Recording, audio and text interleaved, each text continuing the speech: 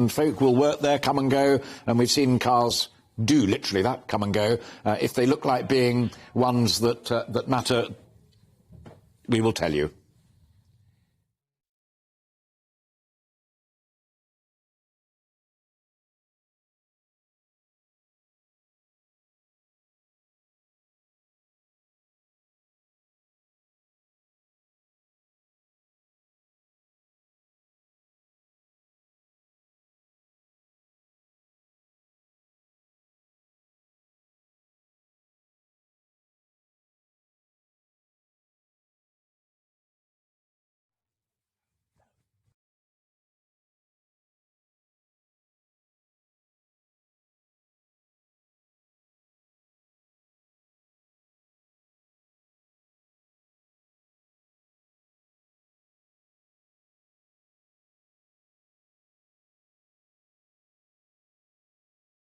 The statement reads, and I quote, "The Queen died peacefully at Balmoral this afternoon.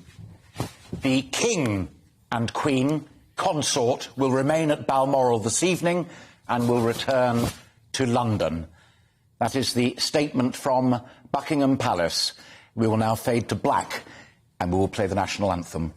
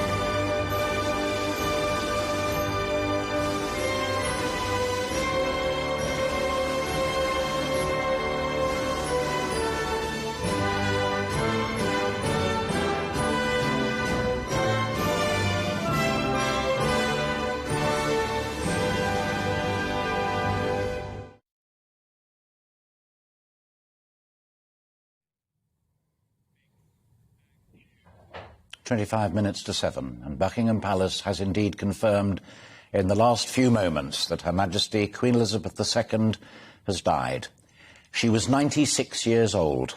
Her Majesty passed away at her family estate, Balmoral, in Scotland. A statement from the royal family reads, "The Queen died peacefully at Balmoral this afternoon. The King and Queen consort," and because that will be the first time that you've heard it, we are referring to Charles and Camilla. The King and Queen consort will remain at Balmoral this evening and will return to London tomorrow. They are also supported, the new King and his Queen consort, by brothers, by sisters and by children. It is a profound moment constitutionally when the longest-serving monarch passes away and dies, and as the expression goes, the Queen is dead, long live the Queen. But let none of us forget for one moment that this is also essentially a family event. It is a family matter. The woman that you're looking at the moment on the screen, with that Windsor wave, that look of determination, was yes Queen, was yes head of the Commonwealth, but was also a wife and a mother and a grandmother and a great-grandmother. It has, as we've been saying, been an extraordinary reign, but after the announcement at midday that after due consideration, Her Majesty was advised by her doctors to remain under medical supervision, and the family was summoned, it was inevitable that this day of historic change would unfold as it has. That is the sovereign's standard on top of Buckingham Palace. The Queen has died, but there is a new king. The head of state has kept her promise of a life of service to the nation. This will, of course, be an enormously sad day, as I said, for her family, the royal family, but also for the royal household, as well as the British people and the citizens of the Commonwealth.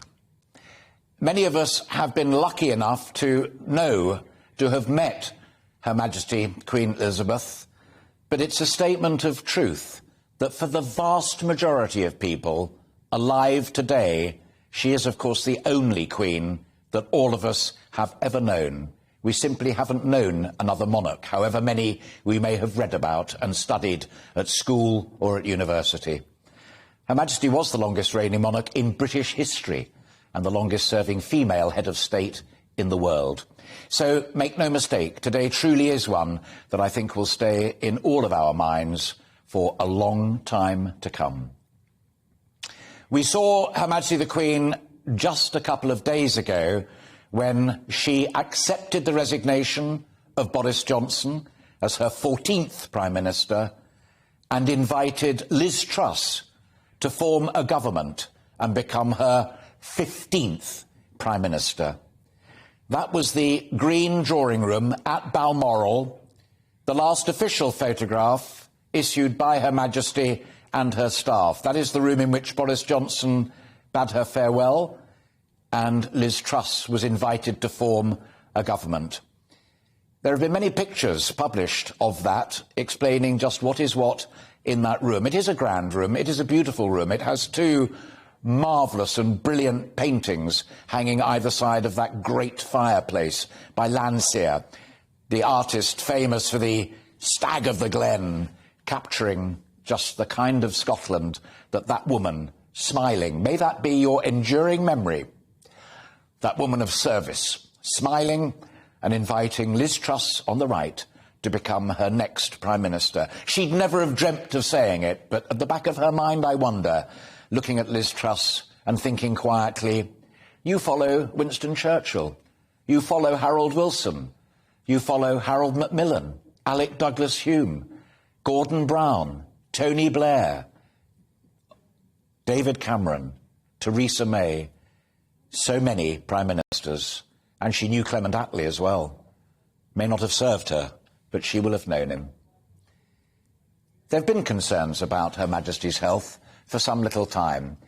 Initially mobility, and those got worse. She used a walking stick cherished by her late husband, the Duke of Edinburgh, when the two of them strode purposefully across those acres of Balmoral. As one of her great granddaughters said, the happiest place in the world for her and for Grandpa. Well, yesterday the announcement came that the royal doctors had advised Her Majesty to postpone her Privy Council meeting and to take rest instead. This week she had welcomed the new Prime Minister, Liz Truss, as I said, to Balmoral. The picture of that meeting showed the Queen looking frail, but with a beaming smile. Her Majesty had also pulled out of key events due to those ongoing mobility issues in recent months. The Queen had travelled to Scotland for her annual summer break at Balmoral. It's a place the royal family, as I said, have always relaxed in and unwound at since the reign of Queen Victoria.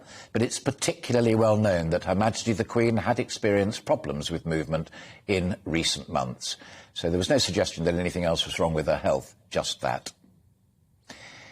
With me at this moment, and it's 20 minutes now to 7, as we all reflect upon the news that was shared with us just a few moments ago, 15 or 20 minutes ago, that Her Majesty the Queen has indeed passed away, and that Prince Charles ceases to be the heir apparent and becomes the next Queen, and Camilla, his consort. Norman Baker, who is a Privy Councillor, is still with me live here in the studio. We were talking earlier about the magnitude of this for any family, even the royal family. But let's not underestimate the magnitude of this constitutionally. Literally, everything changes. Everything does change, and let me express my sorrow to the members of the Queen's family. This is a personal tragedy, of course, for them to lose their mother, their grandmother, or whatever the relationship